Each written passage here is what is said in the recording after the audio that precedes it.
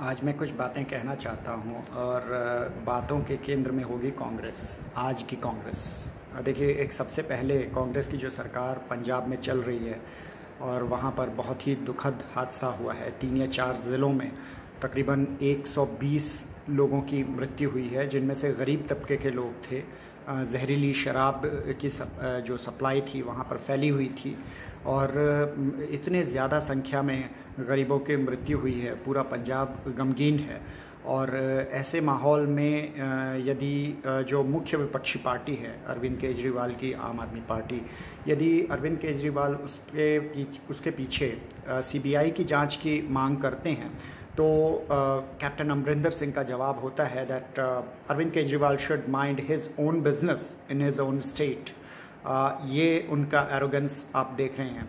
और उसके अलावा आप देख रहे हैं कि जो पार्टी प्रमुख हैं इस वक्त कांग्रेस के, जो कि हर छोटे बड़े मुद्दों पर बताते हैं, उनके समर्थक के मुंह खोलते हैं, बोलते हैं, अकेले लड़ रहे हैं, तो आप देखेंगे कि पिछले 4 दिन हो चुके हैं, लाशें गिर रही हैं और राहुल गांधी लापता हैं। राहुल गांधी कितना भी आप उन्हें टैग कर लीजिए, बोल लीजिए, सवालात पूछ लीजिए, राहुल गांधी का मुंह नहीं खुल रहा है।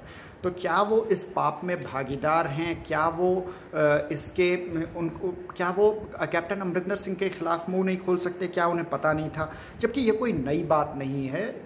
जब लॉकडाउन चल रहा था, पूरे मीडिया में, पंजाब मीडिया में ये चीज़ें आई थी। इट वॉज़ वेरी क्लियर कि जो स्पिरिट्स लिकर का जो माफिया है वो with the help of government and police वो फैल रहा था पंजाब में। और क्योंकि दारू की दुकानें उस वक्त बंद थीं, लोगों के जेब में पैसे कम हो रहे थे, तो लोग सस्ते के चक्कर में जा रहे थे और ये माफिया उस पर शिकंजा कस रहा था। खुद कांग्रेस के एमपी प्रताप सिंह बाजवा ने ये लेटर लिखा था। आम आदमी पार्टी के विधायक अमन अरोड़ा और अन्य विधायकों ने ये मुद्दा उठाया था और सरकार को, पंजाब सरकार को आगाह किया था कि इस बारे में संभल जाना चाहिए। जो ये माफिया चल रहा है, जो रैकेट चल रहा है, ये जान ले सकता है लोगों की। लेकिन पंजाब सरकार सोई रही। कैप्टन अमरिंदर सिंह अपने फार्म हाउस से बाहर नहीं निकले और आज भी नहीं निकले हैं। तो ये आप देखें कि कांग्रेस का नज़रिया मतलब आपके 120 लोग मर चुके हैं लेकिन कोई संवेदना नहीं है। और ऊपर से आप बहुत ज़्यादा बोलने वाले, बहुत मुखर रहने वाले मीडिया में जो दिखाया जाता है रह कर राहुल गांधी, वो गायब हैं। तो उनके जो सवालात हैं, उनके जो तीर हैं, जो निशाने हैं, जो चुटीले ट्वीट हैं, वो सिर्फ नरेंद्र मोदी या फिर अरविंद केजरीवाल या किसी अन्य के लिए ही हैं। वो 120 बंदे भी मर जाएं अगर उनके अपने राज्य में जिसमें उनकी सरकार है, और वो भी उनके सरकार के खामियों की वजह से। Chief minister of Punjab captain Amarinder Singh belongs to Patiala. He is from the king of Patiala family and his seat is Patiala. और पटियाला जो कंस्टिट्यूएंसी है, वहीं पर राजपुरा और घन्नौर में 2 इलीगल फैक्ट्रियां जो शराब बनाती थीं वो पाई गई हैं। तो आप देख सकते हैं कि ये कितना बड़ा इसमें अंतर्विरोध है कांग्रेस की कथनी और करनी में। इसके अलावा मैं कुछ और चीज़ों पर आऊँगा, जैसे अभी राम मंदिर, जो एक तरह से ये मुद्दा इतना ज़्यादा इस वक्त मीडिया में शायद भाजपा की वजह से ना आ रहा हो जितना कांग्रेस की वजह से आ रहा है। अभी हर 10 मिनट पर आप देख रहे हैं, कभी हार्दिक पटेल घोषणा कर रहे हैं, जो कि कांग्रेस के गुजरात के कार्यकारी अध्यक्ष हैं, वो कह रहे हैं कि 21,000 रुपये मेरा परिवार राम मंदिर के निर्माण के लिए देगा। कभी पूर्व मुख्यमंत्री मध्य प्रदेश के कमलनाथ, जो कि सोनिया गांधी परिवार के काफ़ी क्लोज एड हैं, वो कहते हैं कि वो हनुमान चालीसा का आयोजन करते हैं अपने पाठ में, पूरे मीडिया गाजे बाजे के साथ में उसका प्रचार किया जाता है, कांग्रेस के ट्विटर हैंडल से किया जाता है, ऑफिशियली किया जाता है। और भूपेश बघेल, जो कि छत्तीसगढ़ के मुख्यमंत्री हैं, उनके समर्थक पूरे छत्तीसगढ़ में इस तरह के बैनर लगाते हुए फिर रहे हैं। सोशल मीडिया पर कांग्रेस के हैंडल इस प्रकार के वीडियो और पोस्टर्स फैलाते फिर रहे हैं कि असल में राम मंदिर तो कांग्रेस की देन है, बिल्कुल कांग्रेस की देन है, इसमें कोई शक नहीं होना चाहिए। क्योंकि जब ये कोई मुद्दा नहीं था, विवादित मुद्दा नहीं था, तब पंडित गोविंद वल्लभ पंत जो कि कांग्रेस के मुख्यमंत्री थे उत्तर प्रदेश के, उनके राजकाज में ये जो ताला है वो जन्मभूमि का वो खोला गया था।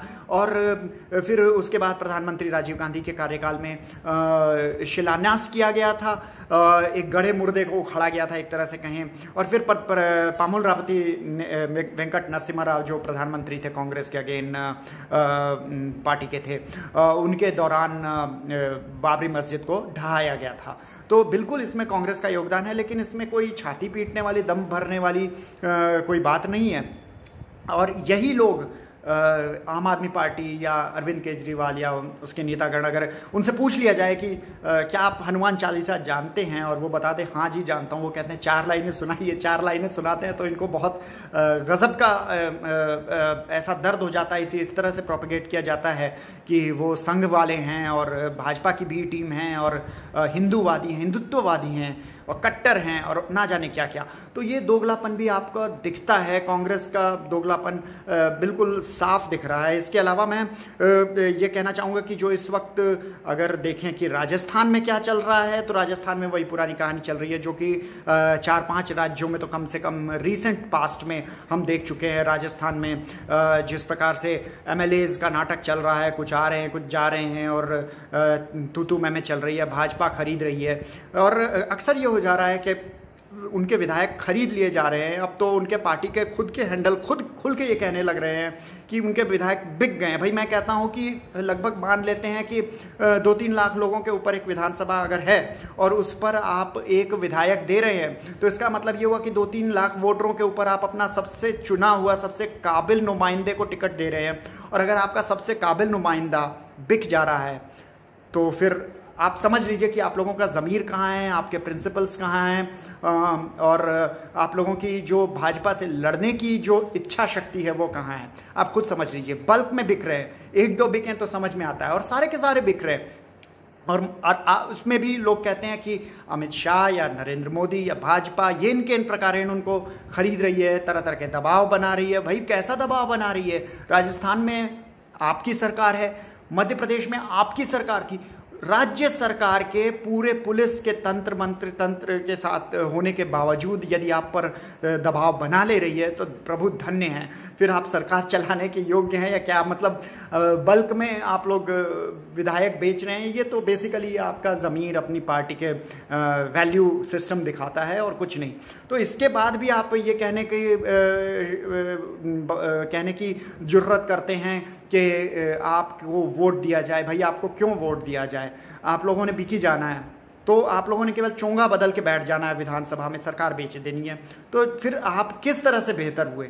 सिर्फ 2-4 ट्वीट करने के लिए रंग रंगीले?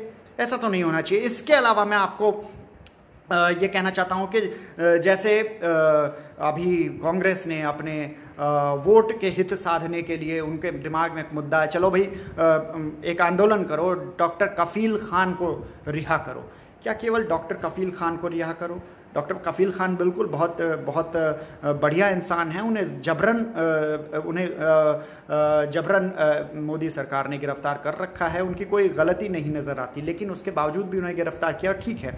लेकिन आप डॉक्टर कफील खान को रिहा करने की बात करते हैं, लेकिन आप ये भूल जाते हैं कि आपने प्रोफेसर GN साई बाबा, जो उस वक्त 75% पैरालिसिस थे, आज उनको 90% पैरालिसिस हो चुका है, उनको आपने दिल्ली से उठवा लिया था और महाराष्ट्र में आपने विदर्भ में एक ऐसी सड़ी सी जेल में रखा था जहां पर वो आदमी सर्दी में कंबल के लिए तरस रहा था और इतना बीमार था वो। आज प्रोफेसर GN साई बाबा के माँ की मौत हो जाती है, 4 साल से वो मिल नहीं पाए हैं और सरकार उन्हें माँ से मिलने नहीं देती है। तो क्या इसके लिए आप भाजपा को दोषी ठहराएंगे? ठहराइए, लेकिन ध्यान रखिए कि आप दोनों का जो साठगांठ है वो सामने आ रही है। तो इसमें कोई ये नहीं मैं मान सकता कि आप एक प्रिंसिपल्ड पार्टी हैं या आप धर्मनिरपेक्ष हैं या जो आप ये झंडे गाड़ते हैं, प्लीज़ वो सब मत गाड़िए, क्योंकि आप लोगों के कोई वैल्यू सिस्टम नहीं है और ये जनता देख रही है। और आप लोगों पर कोई दांव लगाना मतलब समझिए कि एक हारने वाला जो घोड़ा है वो उस पर दांव लगाने के बराबर है। दांव लगाने वाला अपना पैसा बर्बाद करेगा। तो इसलिए अब मैं ये भी नहीं कहूँगा कि कांग्रेस को कैसे सुधरना चाहिए, क्योंकि सुधरने की कोई आशा रह नहीं गई है। मैं बस ये कहूँगा कि कांग्रेस में जो कुछ अच्छे लोग हैं उन्हें ईमानदारी राजनीति का दामन पकड़ लेना चाहिए। अब उन्हें कांग्रेस को टाटा बाय बाय कर देनी चाहिए, क्योंकि 2024 में अगर हम ये मान के चलें कि चुनाव हैं तो हमें अभी से तैयारी करनी पड़ेगी, अभी से लामबंदी करनी पड़ेगी देश के अलग अलग क्षेत्रों में, और कांग्रेस उस योजना का हिस्सा नहीं हो सकती है। ये मेरा पूरी तरह से मानना है। धन्यवाद।